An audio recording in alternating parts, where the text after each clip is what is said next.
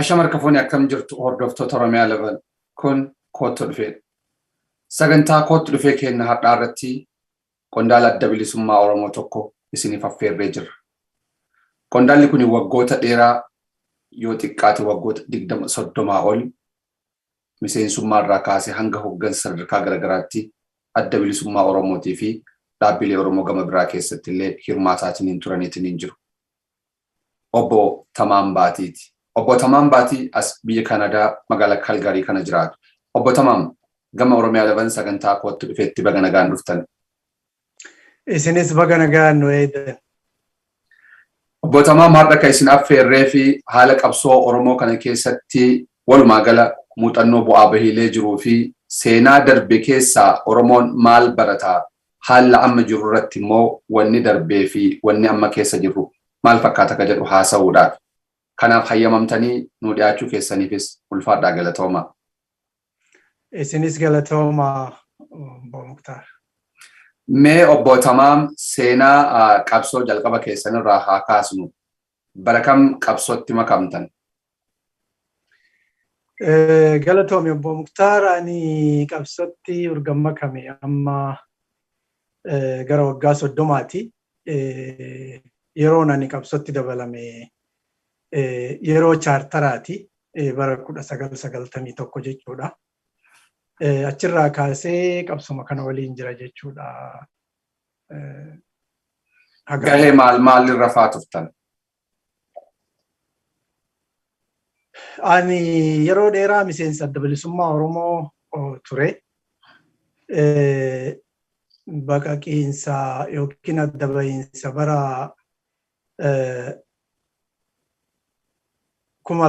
2008tti yeroo addi bilisummaa Oromoo jidduutti wal hubannaan tokko dhabuun tokko dhalatee yeroo sanitti adda bilisummaa Oromootirraa bahee abaaboo jijjiiramaa ka jedhamu keessatti Jeneraal Kamaal Galchuutiin hoogganamaa ture keessa ture. Dhaabuma saniin bara 2018 jila dhaabasanii hoogganuudhaan gara biyyaatti deebi'e. Eega gara biyyaatti deebi'e immoo haalli adeemsaa haga ta'e waan natti hin toliniif dhaabasanirraa dhaabadhee deebi'ee dhaabuma kaleessa keessa ture adda bilisummaa Oromootti deebi'e jechuudha. Walumaa gala mooraa qabsoo Oromoo keessatti burjaajileen uumaman kunniin Oromoo hagam tokko aarsaa akka kaffalchiisan akkasumatti immoo danqaalee kanneen irraa Oromoon maal barata ka jedhullee hin kaasna ulfaadhaa galatooma. Addi bilisummaa Oromoo yeroo hedduu gaaga'amni hedduun isa mudateera. Gaaga'ama hedduu isa mudate ka keessaatiif ka alaati. Yeroo hoggana isaa guutuu jedhamuu danda'u itti dhabee qaba. Keessattiyyuu wareegamni shinniggaa seenaa qabsoo bilisummaa Oromoo keessatti kayoomiyyuu hin dagatamne. Ittaansee keessaawuu rakkoo keessaa jenneetiin kan kaasnu irra deddeebiidhaan garaagarummaan hoggana gidduutti uumamu, garaagarummaan miseensota gidduutti uumamu, walii obsuu dadhabuun dhaabicha keessaa hogguu gareen takka baatee, dhaabicha keessaa hogguu gareen biraa baatee fofottoqiinsi kunniin uumamuun danqaa guddaa qabsoo bilisummaa Oromoo keessatti uumame ta'uudha kaasa waraanni bilisummaa Oromoo. Akkasumatti ammoo qabsoon bilisummaa Oromoo keessatti sabni illee wanni kaasu. Maal rakkoon gurguddoon yeroo hedduu dhaaba mudatu? Dhuguma rakkoo kaayooti moo rakkoo namoomaati wanni isin gilgaaltan yoo jiraate waggoota 30 kana keessatti? Galatoomi Obbo Muktaari, qabsoon Oromoo bu'aa bahii hedduu keessa dabartee as geette akkuma hundi keenya beeknu. Nu hundi qabsooma kana keessatti dhalannee guddanne. Qabsoon bilisummaa Oromoo rakkoo keessatti dhalattee bu'aa bahii guddaa hedduu keessa dabartee bakka kana geette. Qabsoon Oromoo kun akka namni fagoo ilaalu miti. Very complex. Complexidha. Tokkoffaa uummanni Oromoo uummata bal'aadha, uummata guddaa, ummata miliyoona 50 fi 60 herregamu. Asuma Oromoo kana keessa immoo haalli qabsoo Oromoo itti geggeessamaa ture. Jalqaba dhaloota isaatirraa rakkoo wajjin dhalate. Rakkoon suni walumaan guddatee walumaan deemaa as ga'e. Akka nama tokkootti akka nama qabsoo kana keessa tureetti qabsoon Oromoo bu'aa bahii haga ammaa isa mudate keessa dabree bakka kana ga'uunu laafaa miti jedhee nama fudhatu. Namoota jaallan qabsoo kana asiin ga'uu keessatti wareegama kafalan hundaaf ummanni Oromoo galata qabaachuu galata galchuu qaba. Keessumatti warra itti wareegaman warra odoo kaayoo manaa bayaniif san odoo hin jijjiiratin lubbuu isaanii itti wareegan yaadachuudha qaba. Dhiigaa fi lafee isaaniitiin qabsoon kun bakka amma jiru kana gahe. Qabsoon kun gaafa dura eegalamu warra akka Jeneraal Waaqoo Guutuu, warra akka Jeneraal Taaddasa Birruu, warra akka Sooressa Jaarraa Abbaa Gadaa kaasuun barbaachisaadha. Isaan kun gaafa gadi bayan qabsootti Oromoo fi Oromiyaa jedhaniitii gadi bayanii. Sanbooda namni biraa itti dabalame jechuudha. Dhalachuun adda bilisummaa Oromoo illee sochiilee kana keessatti bu'uureffama Maccaaf Tuulamaa sochiilee bilisummaa Oromoo kasan dura turan wal qabatee erga bu'uureffameen booda rakkooleen adda addaa hogganoota isaa mudatuun waan hundi beeku. Jalqabaa adda bahiinsa Sooressa Jaarraa Abbaa Gadaa fi hogganni adda bilisummaa Oromoo adda bahe itti aansee ka Galaasaa Dilbooti fi ammallee abaawoon Jaal Daawud Ibsaatiin hogganamu adda bayanii bara 2000 keessa jechuudha. Ammallee itti aansee bara 2008 adda bahiinsi guddaan tokko fottoqiinsi guddaan tokko dhalate. Haga ammaatittis deemaa jira jechuudha adda bahiinsi kun. Adda bahiinsi kuni qabsoon bilisummaa Oromoo akka silaa barbaadamutti akka silaa saffisaan bakka gaya jedhee namni hawwutti deemuu dhabuun wal dhibdee hogganoota adda bilisummaa Oromoo gidduutti dhalatuu fi bu'uura ta'uu danda'an akka nama tokkotti yoo laalu.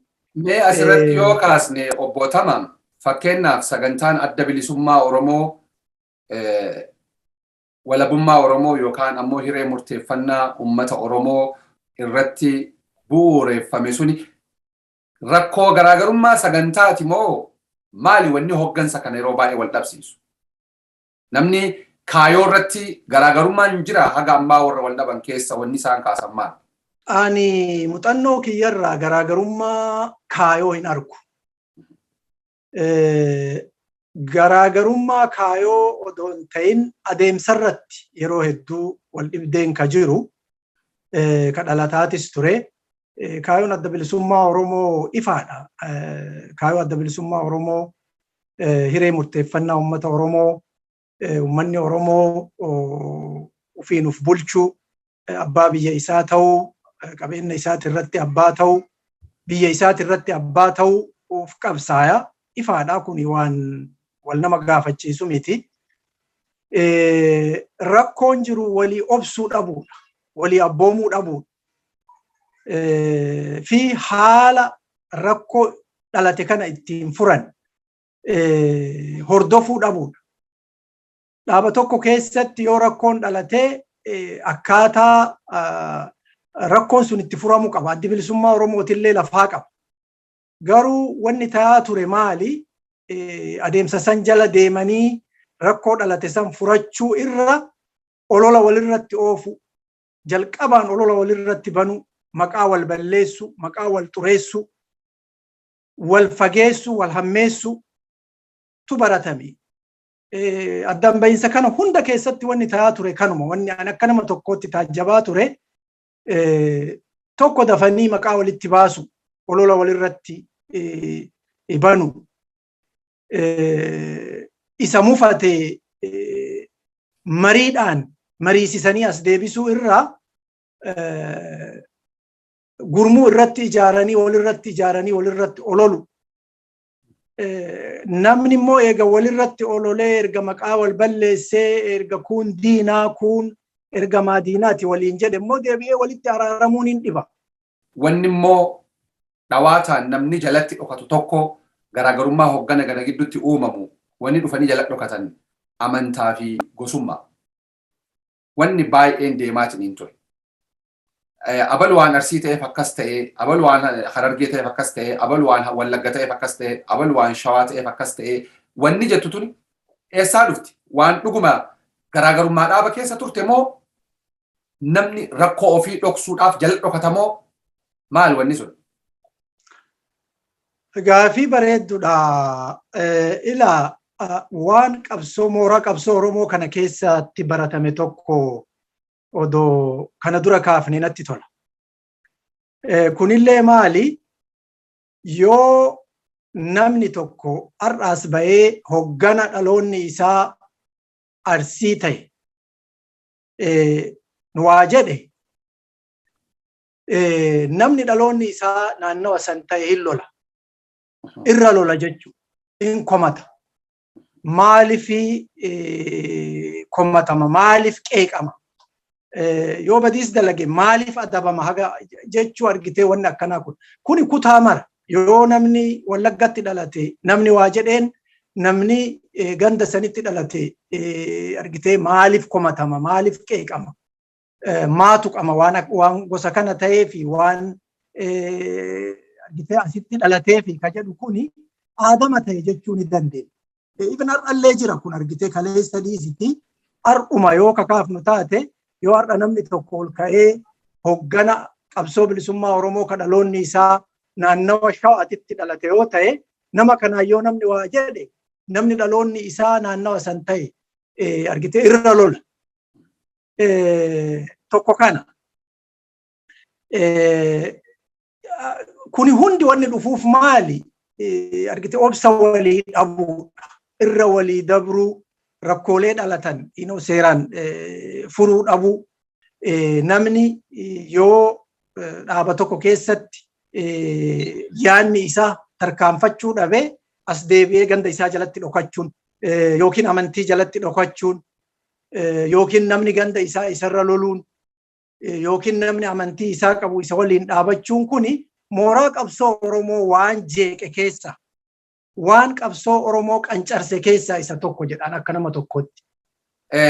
Fakkeenyaaf hoggana sadarkaa hogganaatii fi miseensa gameeyyii haa hafuuti namni maandii adda bilisummaa Oromoo keessatti ijaaramullee irbuu qaba. Irbuu tana keessaa Oromoo gosaan amantaan yoo qoode lafeen jaallanii na haa waraantu. Dhiini jaallanii na mucuceessee lafeen isaanii na haa dirtu jedhee waadaa gala, irbuu gala. Namni akkamiin irbuu kana dagateetiin afaan faajjii kana keessa galee saballee qabsoollee gaagaa. Maal eessaa madda rakkoon kun? Waan nama uumame jettan kun. Dhugaa irbuu kana hundi kennaa gaafa adda bilisummaa Oromootitti dabalamnu akkuma ati jette miseensarraa haga hogganaatti irbuu kana seeneetiin dhaabatti dabalama. Garuu gaafa wanni tokko itti dhalate irbuu kana hin irraanfatanatti fakkaata. Warri irbuu kanaaf amaname, warri irbuu kana odoon ganin haga maayitti deeme, warra haga ammaa wareega. Warra qabsoo irratti wareegame. Warri biraa for some reason gaafa isatti dhuftee waan irraanfatu natti fakkaata. Irbuma kanaa seenuu waan dagatu natti fakkaata. Maaliif irbuu kana namni seene silaa rakkoon fedhe dhaaba keessa yoo jiraatte rakkoo san dhaabuma san keessatti furachuu tukara. Kabiraa argitee nama deemu kana qofallee hin balaaleffadhu akka nama tokkotti. Kabiraa deemanillee rakkoo qabaa jedhaan. Abbaan fedhe waan fedhe haa jedhu dubbiin tun dhugaadha. Wayita murni tokko dhaabarraa bayu murna bayeesaan qofa irratti murteessuu akka nama tokkotti hin danda'u. Because I've been there waliin ture keessa ture warra bahee wajjillee bahee illee ture anillee jechuudha. Qaama tokko kan dhaaba kanarraa yeroo tokko bara 2008 bahee wajjin bahee ture. Deebi'ee dhaabatti deebi'ee malee.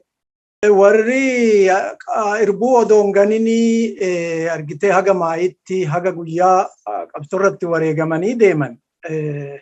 Warra irbuu saniif bule jechuudha. Irbuu kakatee dhaabatti dabalameef. Warri amma jirruun beekamu argitee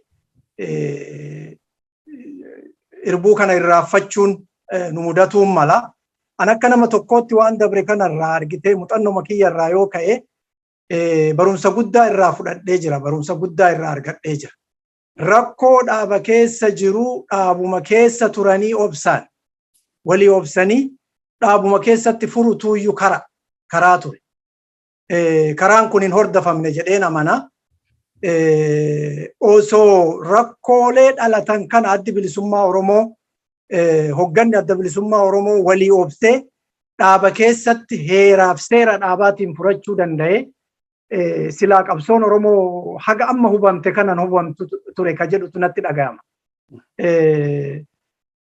Walii obsuu dhabuun, wal danda'uu dhabuun, ka deemes, ka hafes argitee ka dhaabatti hogganummatti yeroo sanitti dhaabatti hafee fi ka irraa fottoqellee waan kanarraa waa barachuu qaba. Maaliif qabsootu miidhama jidduu kanatti qabsoo Oromootu miidhame hogganni dhaabarraa deemellee homaan taane akka nama tokkotti wanni inni miidhame hin jiru.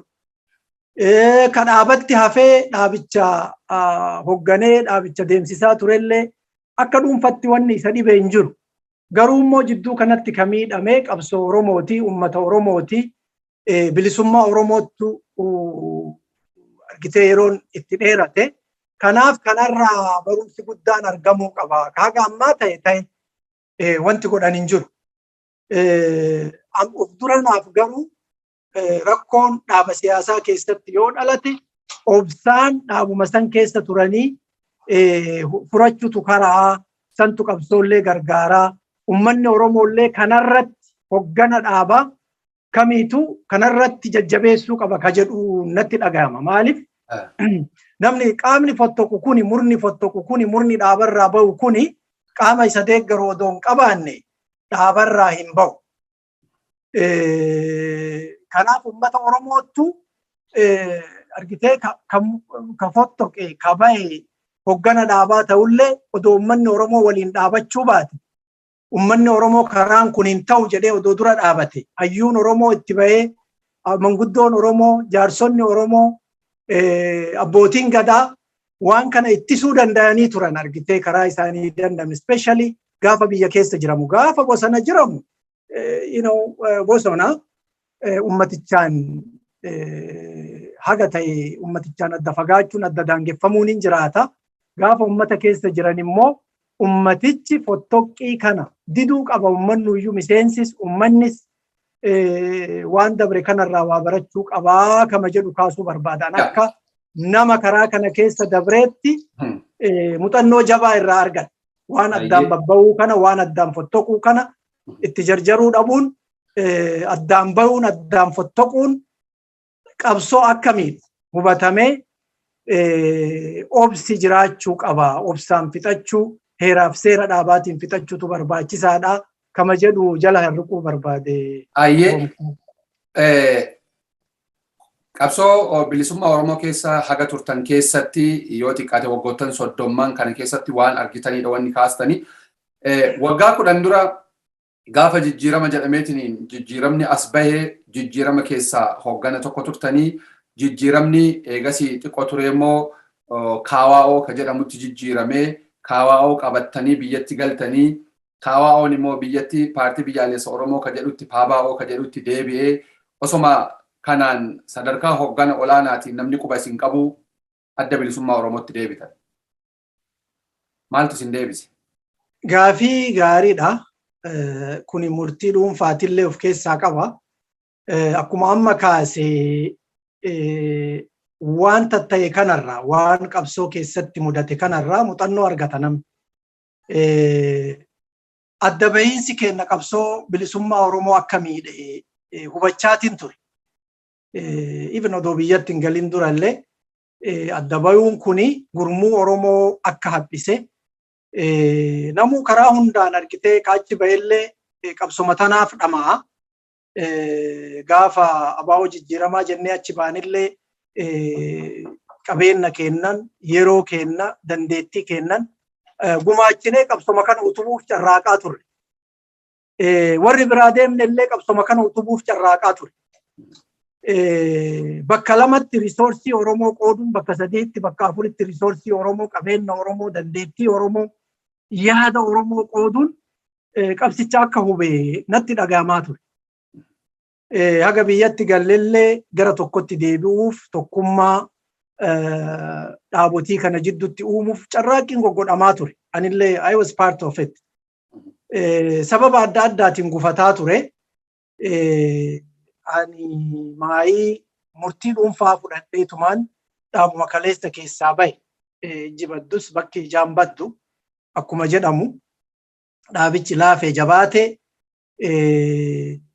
kaayoon ganama argitee itti amanee dhaaba kanatti dabalame achuma jirti. Dhaaba paabaa'oo wajjin ergan turin gara dhaaba biraa tarkaanfachuu hin danda'u. Maaliif kaayoon tiyya achi hin jirtu, kaayoon ani itti amanu achi hin jirtu. Filmaatatu ture dhugaa dubbachuudhaaf yeroo san namni bu'aa barbaadu, namni bu'aa dhuunfaa barbaadu filmaatatu ture. Gara warra isaanillee waan nama tokko isinii kaasuu barbaadeyyuu jaallan yeroo dheeraa waliin turtan kan walitti dhiyaattan kanneen akka Amiin Jundii, kanneen akka obbo Leencoo Baatii, hoggani keessan olaanaa kan turan kanneen akka Jaalgalaasaa Dilboo, kanneen jaalleen coolata hedduun isaanii mootummaa duuka hiriiranii qabsootti jirraa jedhan. Inumaayyuu dhiyeenna kana obbo Amiin Jundii ABO'n nu hiyyuu kami ABO'n baantan kunoon warra mootummaa keessatti mootummaa biyya bilisoomsee hojjetaa jiru jedhan. Carraa sanii hin arganne isin moo hin feene? Wallahi carraan hin dhabamu ture ani hin feene maaliif ani kaayotti naman. Namni biraallee akkasuma kaayoo qaba, kaayoo isaa jala deeme. Ani immoo kaayoon ani itti amanu gaafiin uummata Oromoo hin deebine jedheetiin fudhadha. Anamma dhaaba kana dhaaba sani ka jedhuu miti beektaa irra caalaan akka nama tokkootti. Ani gaafiin Oromoo deebi'ee jira.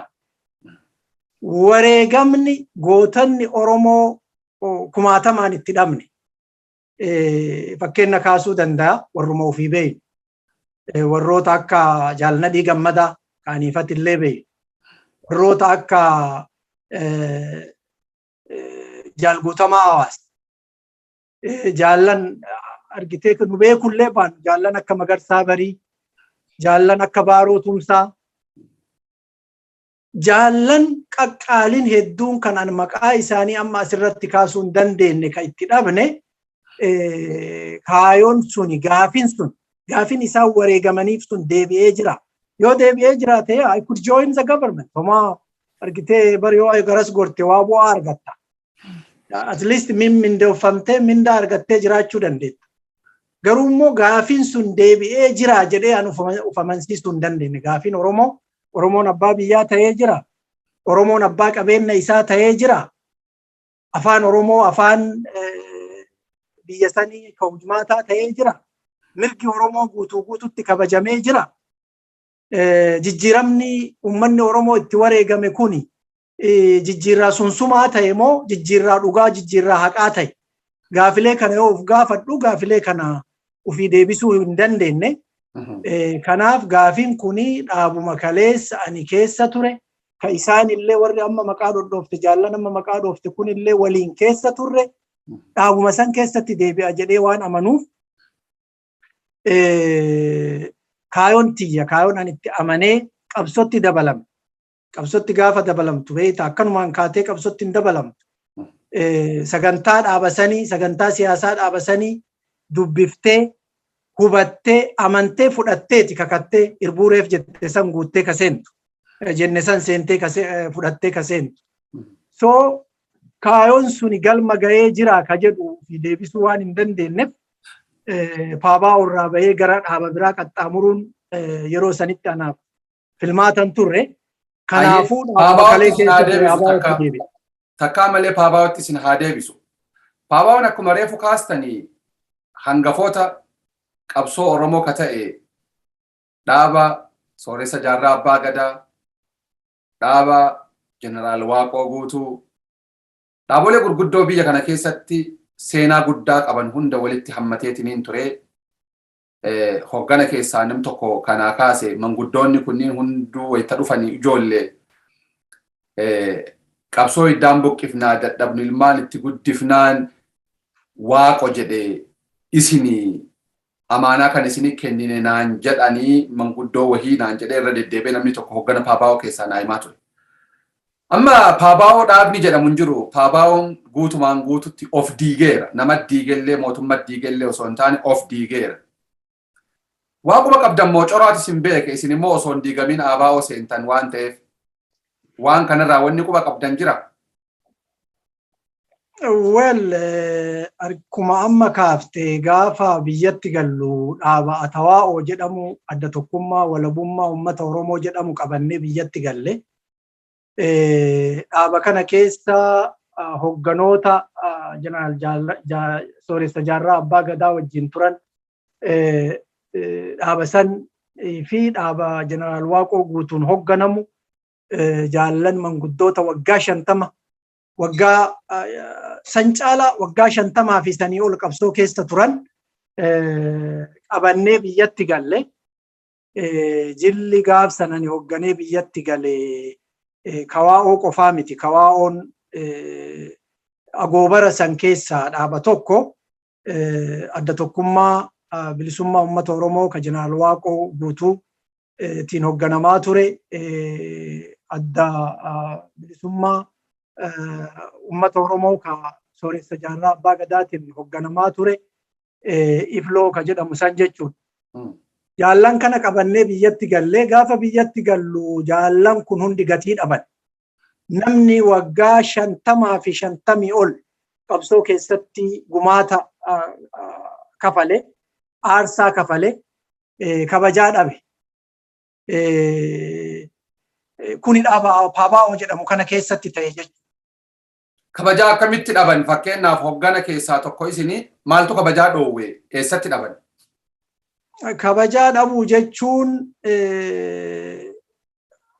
rikognishinii isaaniin maluun arganne dhaabuma keessatti jechuudha. Qaama biraatirraa wanni eeydu hin jiru beektaati qabsoof biyyatti galte kabajaan kun isima jidduutti ta'uu qaba. Hogganuma kee kasi dursuu fi hogganoota sanii gadii jidduutti kabajaan kun ka jiraachuu qabu. Wal yaadachuun, kabajaa walii kennuun, qooda walii kennuu, gumaachuun, walii quudhuun waan biraa wanni ati walii gootu hin jiru. Garuu walii quudhuu qabda. Walii quudhuu santu dhabame. Manguddoota santu salphate. Dhaabuma keessatti jechuudha. Anirra caalaa ka dhuunfaa kiyyaa odoo hin ta'in ka manguddoonni kun kabajaa dhaban akka malee natti dhagahame yoo dhugaa ka dubbadhu taate. So ani dhaabni kuni dhaabni manguddoota kanaaf hin ta'in anaafis hin ta'u ani dhaabuma kaleessa keessaa dhufe sanitti deebi'a akka jedhu murtii dhuunfaa fudhadhee adda bilisummaa Oromootitti deebi'a. Akkaataa of diiguu isaatiin wal qabatee maali wanni isin beektan? Paabaa'oon maaliif of diige? An achi booda erga biraa deeme booda wanna beekuun qabu miseensota koree hojii raawwachiiftuu dhaaba kanaa ka waliin turre namoonni 5 dhaaba adda tokkummaa bilisummaa Oromoo ka obbo jeneraal Haayiluu Goonfaa fa'aan hogganamu. Itti dabalaman ka jedhu odeeffannoo dhaga'ee ani quban qabu akka itti dhaabni kun diigamee fi uf diige san booda dhaabaani keessa jiruu miti. In hordofnellee dhugaa dubbachuudhaaf ani erga biraa deemeen booda dhimmi hordofuuf hin turre. Irra caalaa biyya keessa illee turre gara biyya alaa kanatti as deebi'e waan ta'eef akkaataa dhaabni sun itti diiga uf diige dhugaa dubbachuuf ani irraan beeku irraan hubadhu. Battala gama biyya alaatitti yookaan biyya Kanadaatti deebi'uu keessan dura biyya keessa qoxxeeleetu ture hordoffiitu sun irra ture dhagaye. Keessaahuu qaamoleen tikaa dhaabbilee isin keessa turtan kanniin walii hidhata qaban irra deddeebiidhaan naannoo mana keessaniitti doorsisaa fi hordoffii qoxxeeleen akka uumaman dhaga'e.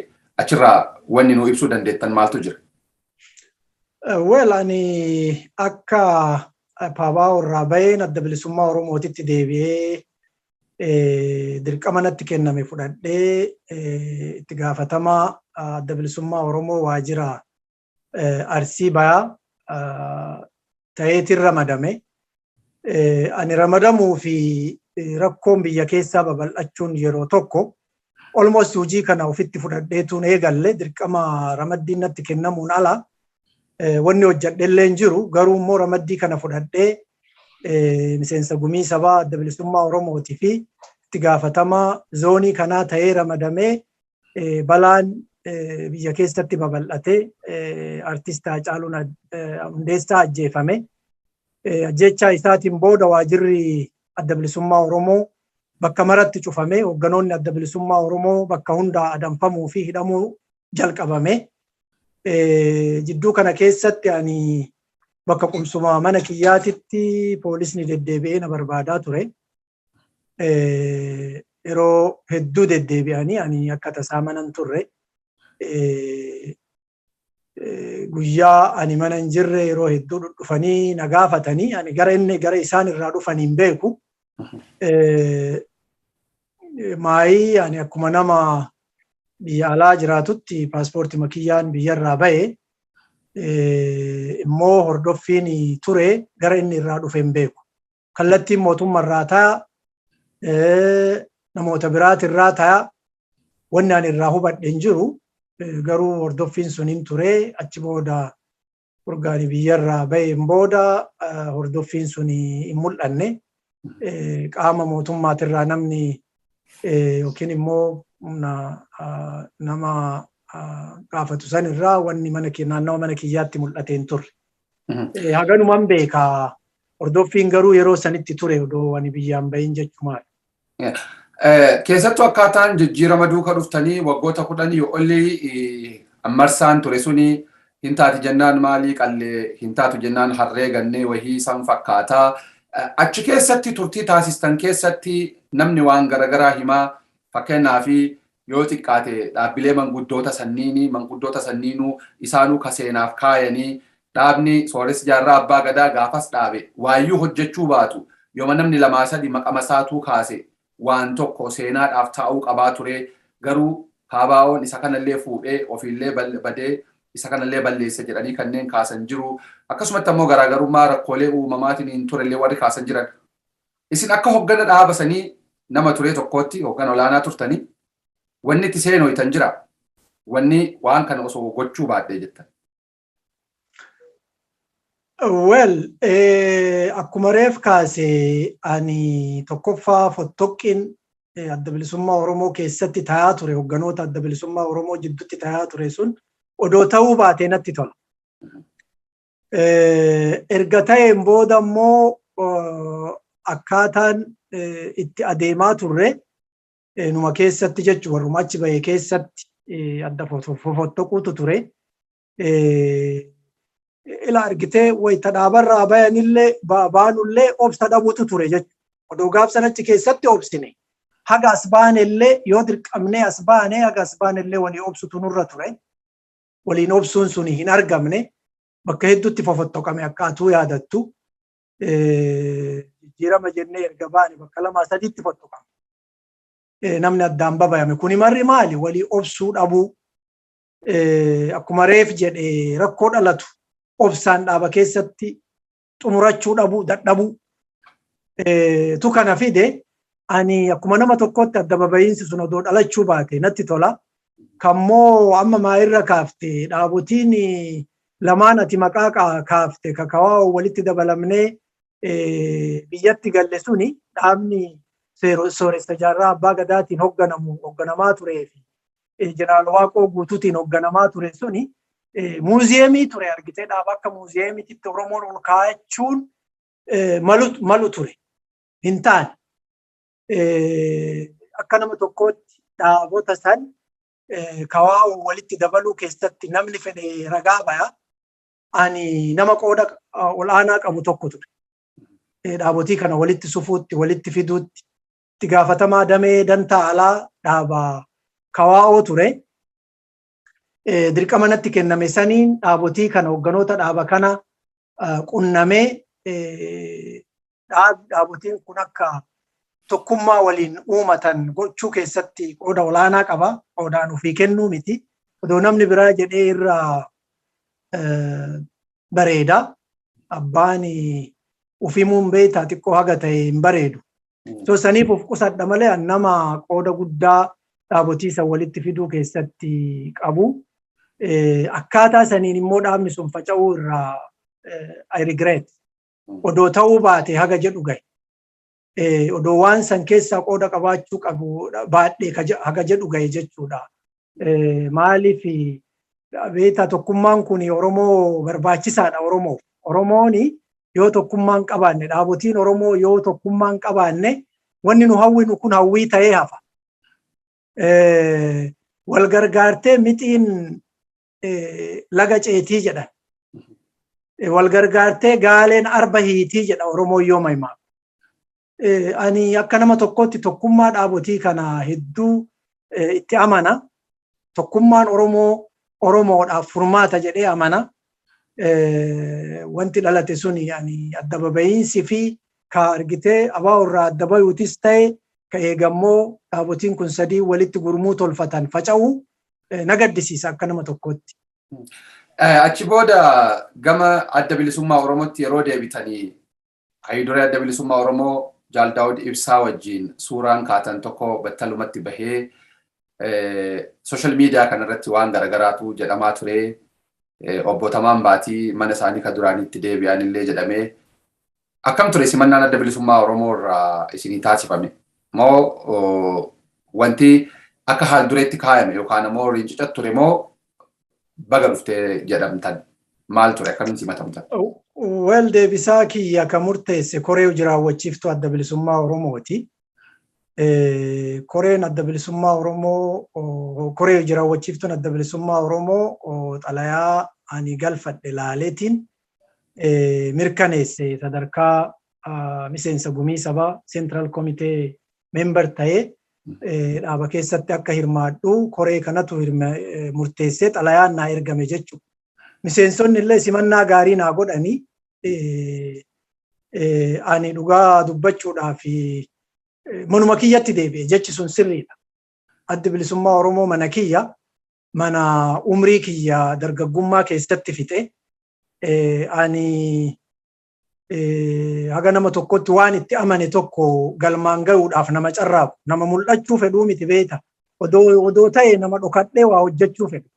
Qabsoo keessatti uf mul'isuu odoo hin ta'in odoo dhokadhee maqaan kiyyaa odoo hin ka'in dhokadhee odoo waa hojjedhee natti tola. So gaafa adda bilisummaa Oromootirraan bahin haga dirreetti deemaa ture. Haga dirree kana biyya faranjiitirraa ka'ee haga dirreetti deemaa ture. Amma odoo hin ta'in yeroo san jechuudha. Yeroo dargaggummaa kiyyaa yeroo qabsoo keessa turetti. Dhaaba san irraa bayuun akka nama tokkottis akka gurmuuttis waan nama gaddisiisu. Immoo deebi'anii walitti deebi'uun immoo akkuma jedhame manuma kiyyatti deebi'anumaa qorrifachaan turre. Simannaan naa godhamellee simannaa gaariidha. Bakka tokko argitee keessa namaan beekne keessa qabatee namaa kenna akkuma jedhamu ka waa namaa jedhullee dhabamu. But I didn't care hedduu argitee sanii gatiin kennine gatii ka kenneef warra gammachuudhaan na simate qofaaf. Osoma isin achi jirtanii yeroo hoggana waajjira damee Arsii turtan keessatti osoma haala isiniin jirtanii wanni tokko uumame waajjira adda bilisummaa Oromootitti. Obbo Daawud Ibsaa hidhaa dhaabbiidhaan waajjiratti danqamanii manatti danqamanii gama biraatiin ammoo obbo Daawud walga'ii san hin beeku jedhaniiran waan ta'eef anis interview godheenii walga'iin isaan hin beekne waajjira guullalleetti obbo Araarsaa Mardaasaatii fi akkasumatti ammoo obbo Araarsoo Biqilaatii fi obbo Qajeelaa Mardaasaatiin ta'e namoonni biraallee keessa jiran. Waltajjiin suni nullee deemnee dubbisnee turree warri kuni afaaniin garaagarummaa dhaabaa irratti wanti haasa'an hin jiru ture garuu immoo wal shakkiin uumamaatiin hin dhufe yoo xiqqaate waltajjii tokko irratti illee taatu ka gaafa duraa irratti hirmaachuu keessan quba qaba. Maaltu ture mee qilleensa san nuu himame? Gaafii bareedaa kaafte obbo Muktaar ani dhugaadha akka miseensa koree jidduutti walgayii jalqabaa adoolessa 14 fi 15 ture natti fakkaata walgayii san irratti hirmaadheen jira. Eenyu waamicha isin godhe isin gaafas? Yaani walgayii san irratti itti gaafatamaa damee siyaasaa obbo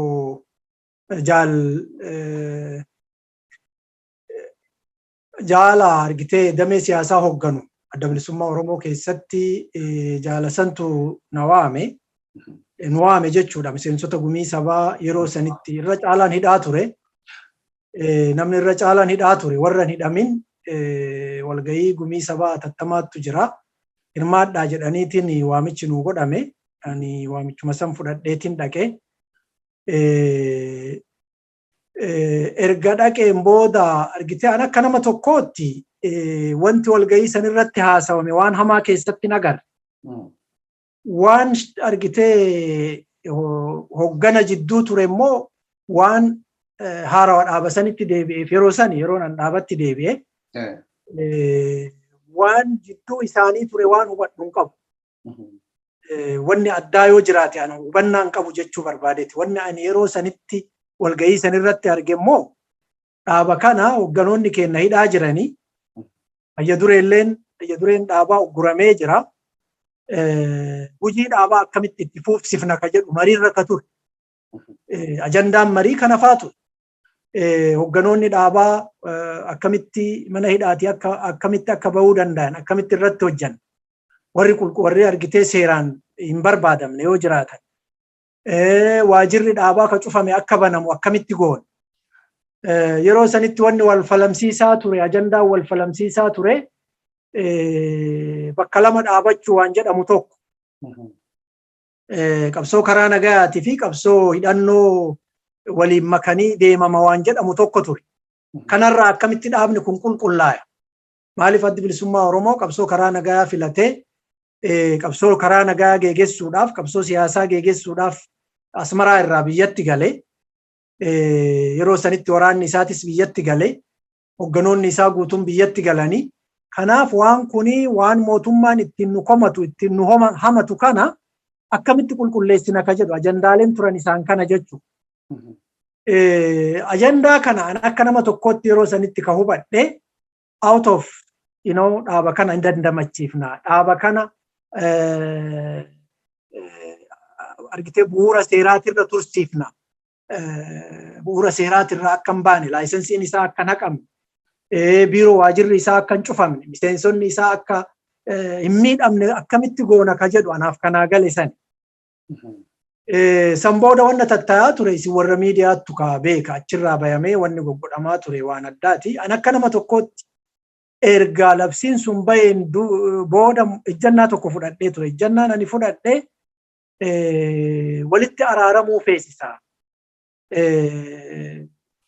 Hayya duree adda bilisummaa Oromoo Jaal Daawudiinis dubbisaa ture akka nama tokkotti telefoonaan qaamaan wal argaan turre telefoonaan dubbisee rakkoon kun karaa nagayaatiin haasawaan manguddummaan abbootii gadaatiin abbootii amantiitiin furamuu qaba ka jedhu itti kaasaa ture. Jaallan achi bayanillee Jalaraarsoon dabalatee jaallan achi bayan sanillee karaan kun nun baasu dhaaba kana hin baasu dhaabni kun rakkoo hamaarra dabree bakka kana gahe har'a ammoo kaleessa ala gaafa turre wal qoqqoodaa turre addaan bayaa turre. Addaan bahiinsi keenya sun qabsoo Oromoon fayyanne.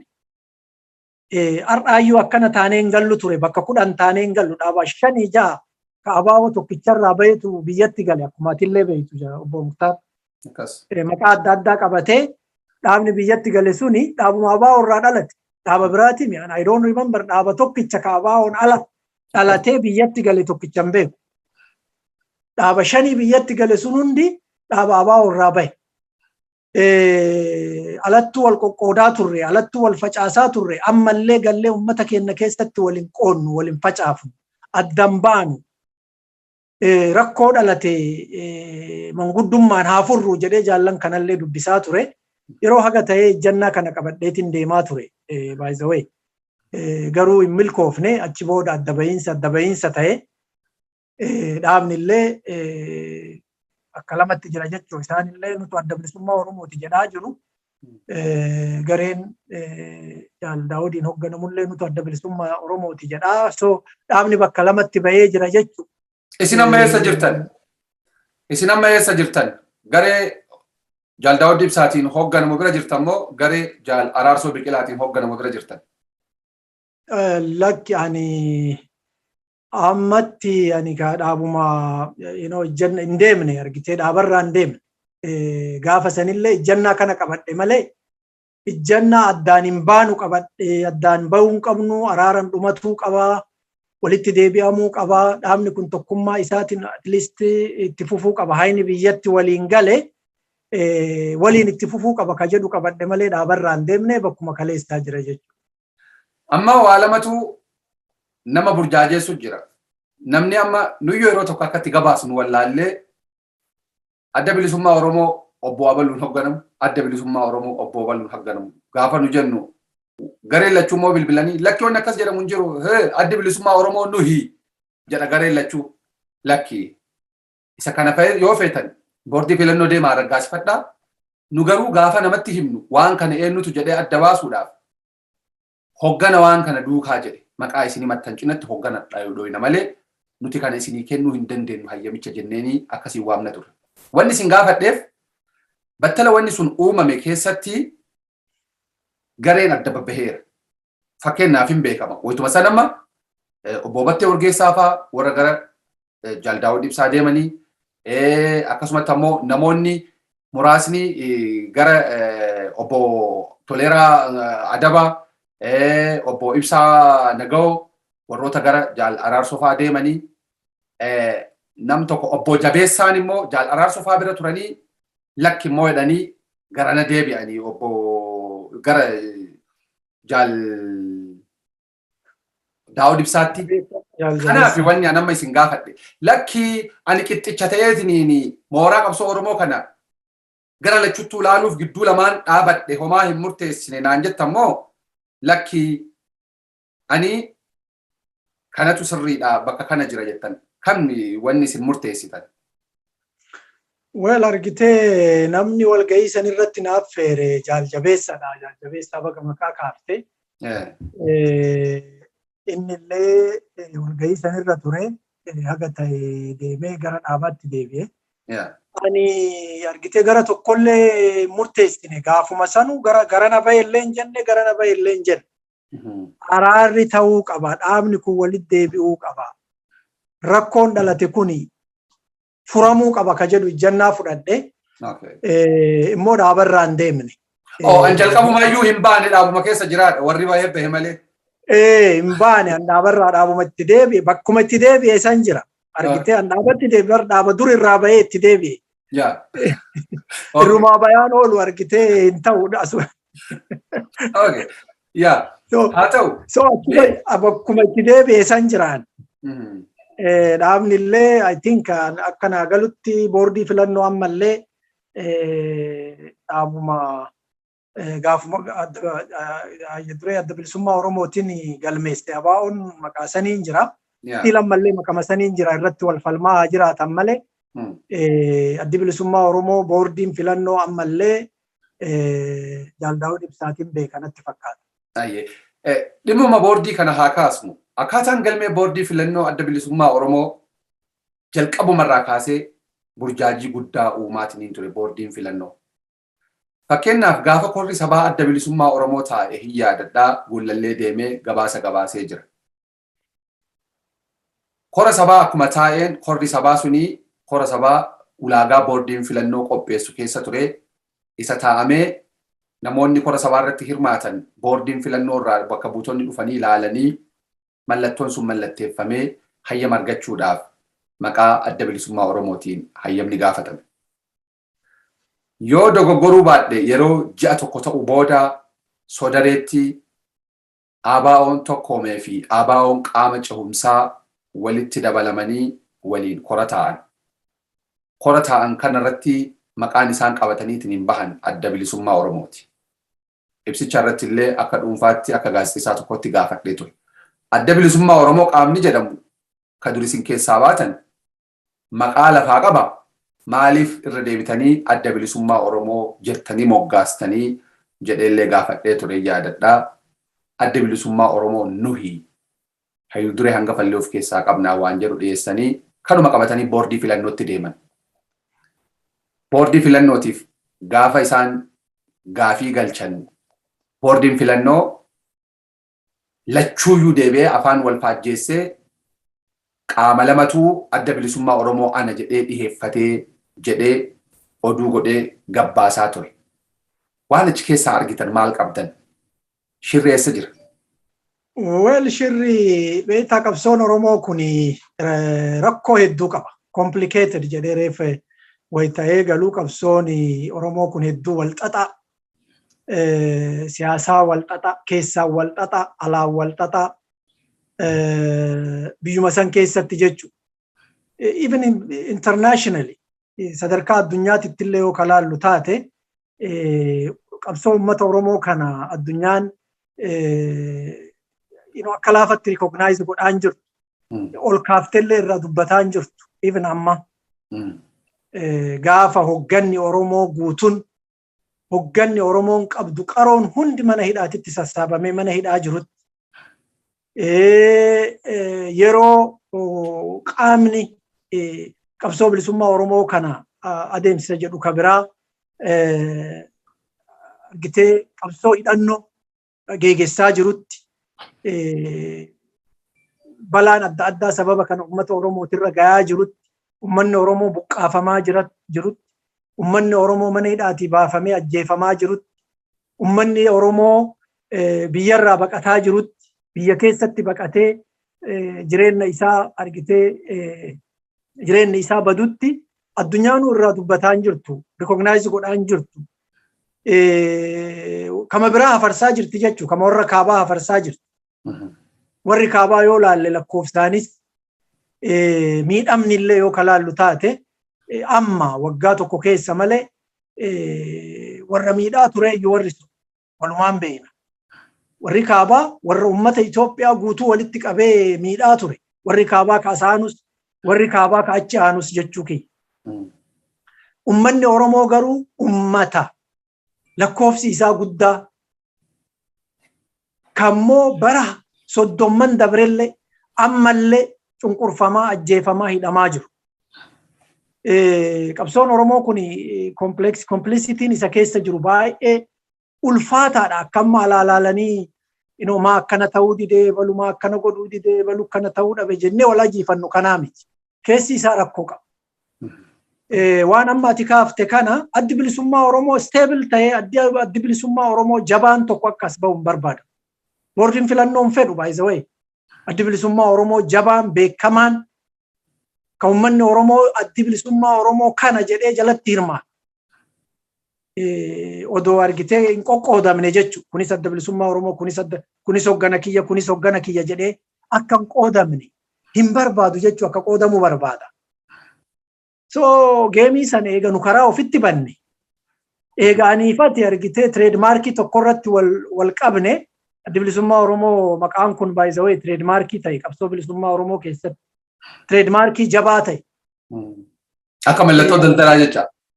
Mallattoo daldalaa ta'e namuu achi bahee ana adda bilisummaa Oromooti jedha. Kunis ana adda bilisummaa kanammoo warri argate warri ABO'n jabaan ABO'n tokkichi ka ummata Oromoo hogganuu danda'u sadarkaa ummata Oromootti sadarkaa guddina Oromootitti sadarkaa beekumsa Oromootitti Oromoo hogganuu danda'u akka nu uumamne waan barbaadaniif geemii kana yoo nu karaa ofitti banne taphachuma qaban jechuudha. They weren't wrong. Anaani isaantu dogoggoreen jedhu nutu karaa baneef jedha malee.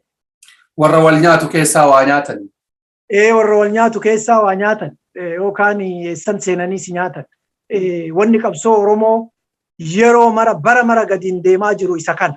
Wal nyaachuu kennatu qabsoo Oromoo keessa nyaate diinillee akka isa nyaatu godhe bara mara gadi deema jechuu gadiin deema jechuu. Kanaaf boordiin homo hujima ofii dalage jechuudha. Ani akka nama tokkootti boordiin badii godhen jedhu geemiin sun taphatamaa ture garuu maayirra adda bilisummaa Oromoo OLF ka jedhu ka homaa tuqaa biraa biratti hin qabne qubee biraa biratti hin qabne abaa'oo Jaaldaawud Ibsaatiin hoogganamuun galmaa'ee sertifikeetiin kennameef. Kaan abaa'oo tokkoome ka jedhu itti dabalanii kennanii san booda inuu ni haqan jechaa dhagaye beeku amma waan irra jiru. Haa ta'u gama qabxii dhumaatitti haa dhufnu. Haga ammaa impaayarri sun erga ijaaramtee waggaa 100 fi wahii kana keessatti Oromoon rakkoolee dararaalee hedduu ajjechaa biyyaa baqachuu waa hedduu argeera. Isa kana keessatti Orma qofa osoo hin taane Oromoolleen gahee fudhataa ture.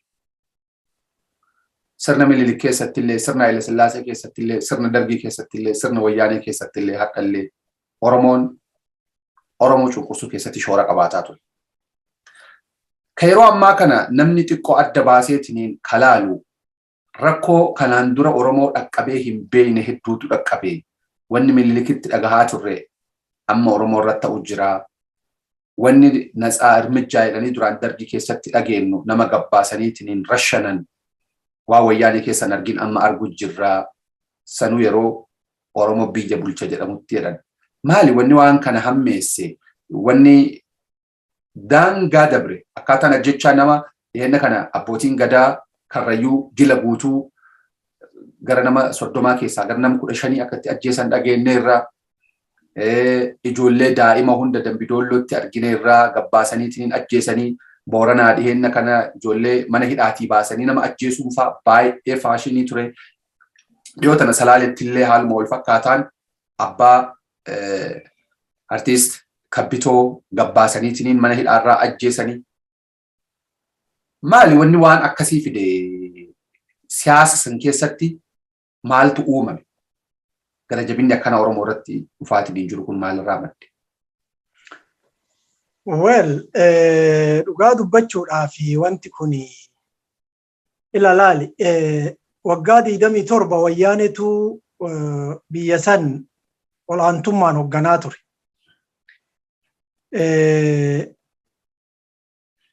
Wayyaaneen ummata keenya waan isiin goote waliin beekna.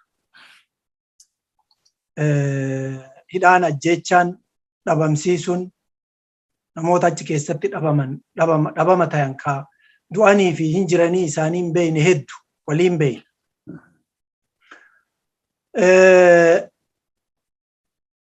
Saamichi ummata Oromootirratti waggaa 27 raawwatame waliin beekna. Saamichi lafaa keessumatti. Kanarraa ka'ee qeerroon Oromoo wal gurmeessee sochii addunyaan dinqisiifatte. Ka addunyaayyuu dinqisiifatu qabsoo karaa nagaa ka addunyaan dinqisiifatte ka saba tokko biyya san keessatti saba tokko miidhin. Saba kana saba san jedhame saba cunqursu saba cunqurfame jedhame saba tokkollee miidhin. Qabsoo ajaa'ibsiisaa godhee qeerroon Oromoo kumaatamaan itti wareegamee jijjiiramni kun argame. Jijjiiramni argame kun immoo qaama biraatiin butame. Qaama waggaa 27 san dura ummata Oromoo waggaa 100 ol. Ummata Oromoo gidirsaa ture, ummata Oromoo saamaa ture, ummata Oromoo ajjeesaa ture. Harka muraa harma muraa ture. Qaamota saniin butame. Ani akka nama tokkootti diinni kun lamaan anaaf wal qixa. Diinni waggaa 27tis diinni waggaa 100 fi 100 ol ummata Oromoo gidirsaa turellee anaaf wal qixa. Akka nama tokkootti dubbadhaan amma eenyullee bakka bu'ee dubbachaa hin jiru. Authority dhaaba siyaasaa bakka bu'ee dubbadhu hin qabu. By the way miidiyaa kanarratti akka dhuunfatti naaf feertanii akka dhuunfatti dhiyaadhe kun akka naa beekamu barbaada. Odoo kaayoo dhaaba kiyyaatiin walitti hin bu'in yaada mataa kiyyaa ibsachuun mirga kiyya akka nama tokkootti mirga kiyya waan ta'eefin exercise godhaa jira.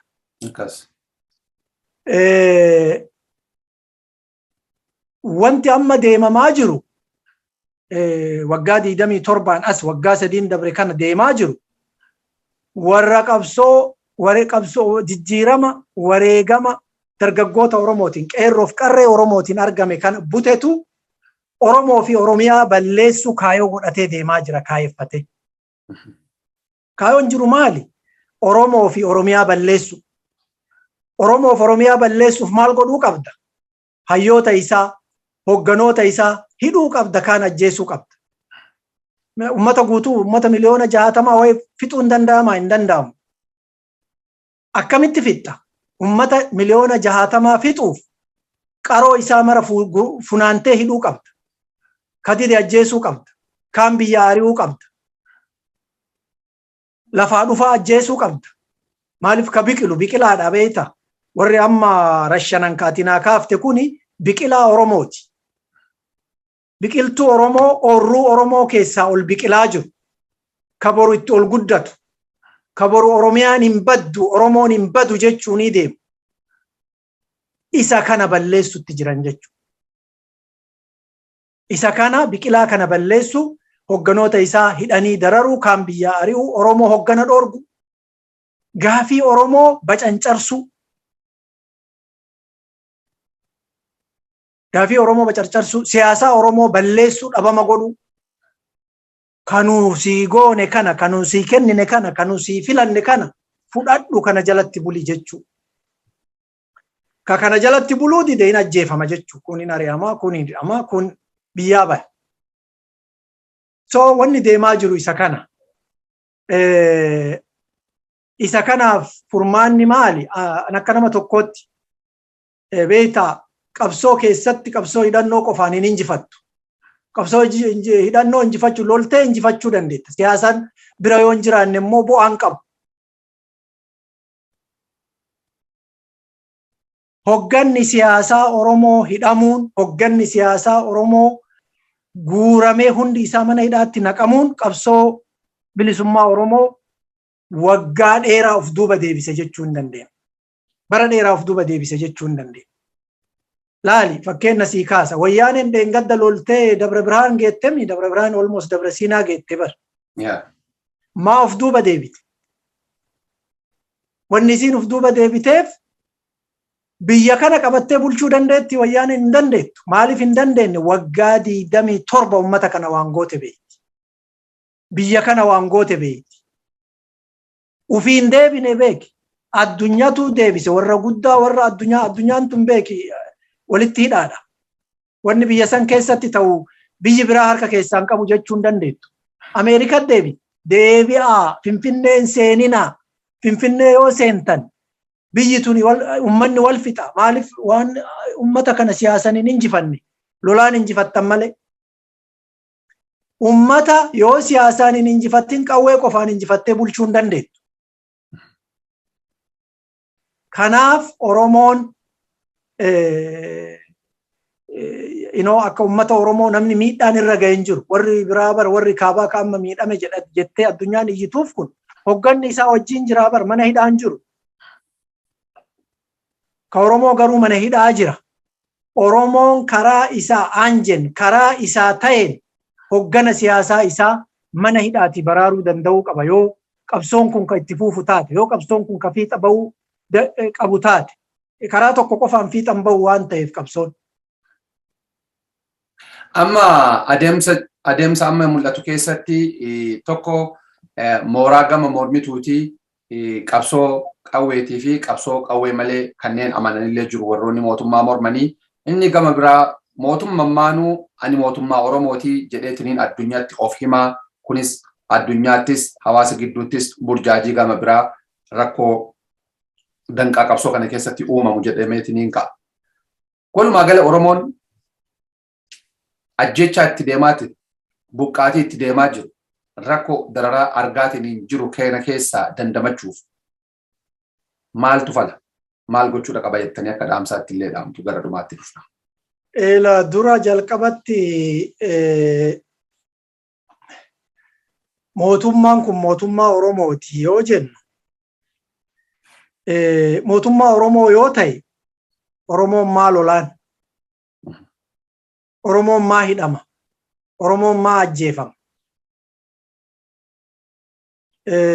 Waggaa 27 reefu itti kaafnu mootummaa Tigreetti ture. Warri amma mootummaa kunillee walumaan ture. Mootummaa Tigree hagamtu lolaanii ture. Sadarkaa amma Oromoon didaa jiru kanatti, sadarkaa amma Oromoon qabsaa'aa jiru kanatti, qabsoo karaa nagaatiin, qabsoo karaa hidhannootiin Oromoon qabsaa'aa jira. Milkiin barbaadamu argamuu baatullee jechuudha.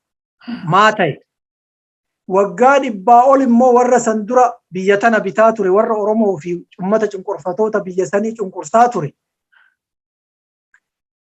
Saba isaanii hagamtu lolaanii ture. Saba isaanii hagamtu isaan dura dhaabataa ture. Qabsoo'een nuti isaan kana sanaan gorraa buuse. Qabsoo'een nuti wayyaanoo aangorraa buuse. Kanaaf mootummaan kun mootummaa Oromooti jechuun na dhibaan akka nama tokkotti.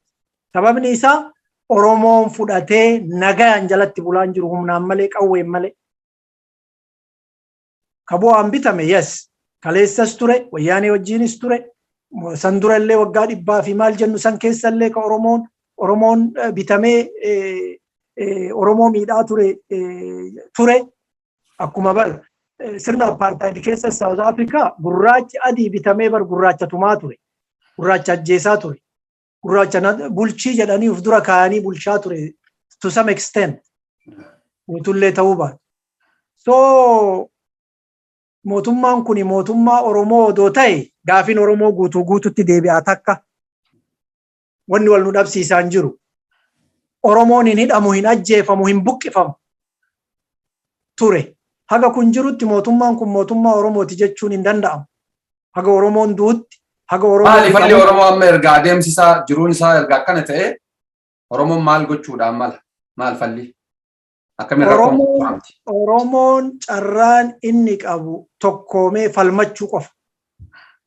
Tokkoomee osoo gosaan waliin qoonne, osoo amantiin waliin qoonne, odoo kutaan waliin qoonne, odoo ilaalcha siyaasaatiin waliin qoonne, odoo dhaabaan waliin qoonne, tokko ta'ee falmachuudha.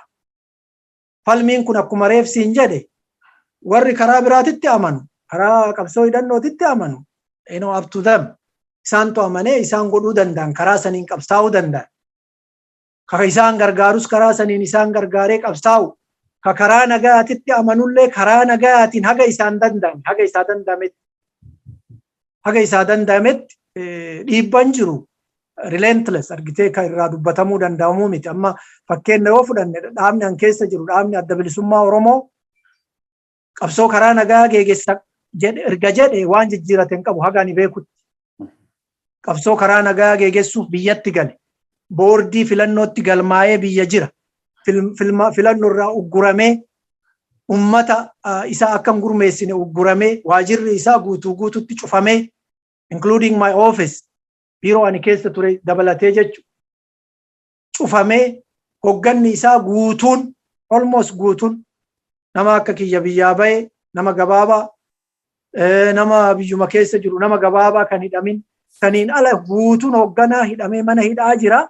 Qabsoon karaa nagaa hagam rakkisaa akka ta'e beekama.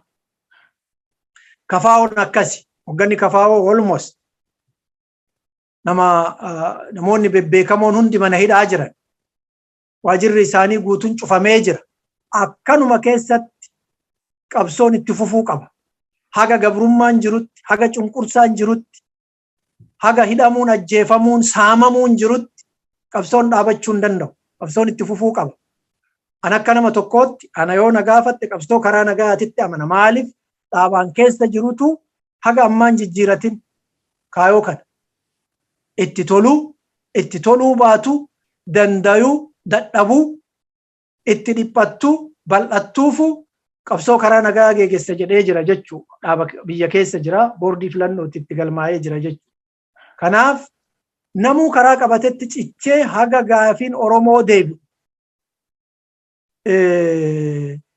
Gaafiin Oromoo haga deebisaan argatinitti galanii rafuun hin danda'amu. Maaliif sin raffisu ka? Rakkoo sitti jirutu sin raffisu.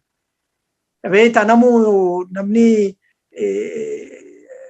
waan gaarii jibbee, nagaa jibbee, mootummaa ta'uu yookiin immoo mootummaa gargaaruu yookiin mootummaa qaxaramee hojjechuu jibbee hura keessa deemu hin jiru. Kana gaafa qabsoon jabaattee dirqamaan mootummaan kun dirqamee jaalalaanii miti. Jaalatee waan godhu natti hin fakkaatu. Dirqamee garuu gaafa qabsoon uummataa itti jabaattee qabsoo karaa nagaatiif karaa banee nama mara hirmaachisee qaama mara hirmaachisee rakkoo biyya sanii furuu qaba. Oromoon immoo hagasi qabsoo siyaasaa qabsoo karaa isaa ta'e hunda tokkummaadhaan geggeessuu qabaa, qabsootti fufuu qaba ka jedhuun qaba. Hayyee tariiti waan hagammaa kaasne irratti wanti irra darbamuu hin qabu yookaan ammoo dhimma kana hin kaasin haftee dhimma kana irratti dhaamsallee jettan qabaannaaniin gabaabsinee daqiiqaa takka irratti goolabnee gama sagantaa keenya cufutti deemu. Wel ani waan guddaan qabu wanni gurguddaan kakka'ee jira Muktaar. Wanni itti dabaluu barbaadu gabaaba. Akkuma reef jedhe mixiin wal qabattee laga ceetii gaaleen wal gargaartee arba hiitii jedhani. Oromoon saba bal'aa, Oromoon saba guddaa beekaa qaba, hayyuu qaba, goota qaba. Rakkoo isa mudate kana rakkoo jaarraa 21ffaa keessatti isa mudate kana jaarraa dabre keessatti namni yoo guyyaa adii irra shaname yeroodha biyya hundatti ta'aa ture. Yeroo jaarraa 21 keessatti garuu namni tooyannaa mootummaa jala galee mana hidhaatii bahee irra shanamu amma biyya san malee Oromoo malee.